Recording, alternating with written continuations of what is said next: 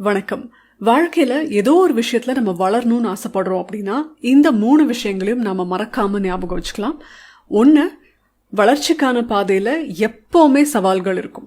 அந்த சவால்கள் நம்மளை வளர்க்கும் அப்படிங்கிறத நம்ம மறந்துட வேண்டாம். சவால்கள் வரும்பொழுது அதை எதிர்கொள்ள நம்ம தயாரா இருக்கலாம். 2வது, வளர்ச்சிக்கான பாதையில எப்பவுமே நம்ம புது விஷயங்களை கத்துக்க வேண்டி வரும். அப்போ ஆரம்பத்துல நம்ம கொஞ்சம் முட்டாளா தெரியும், ஏன்னா நமக்கு இது தெரியலையே அப்படின்னு நம்ம தனியா விடப்பட்ட மாதிரி நமக்கு ஒரு தோன்றல் ஏற்படும். நம்மளை சுத்தி ஸ்மார்ட்டான இன்டெலிஜென்ட்டான பீப்புள் இருந்தாதான் நமக்கு அப்படி இருக்கும். அப்ப நாம என்ன பண்ணணும், கத்துக்கிட்டு நாமளும் ஸ்மார்ட் அண்ட் இன்டெலிஜென்ட் ஆயிடணும்.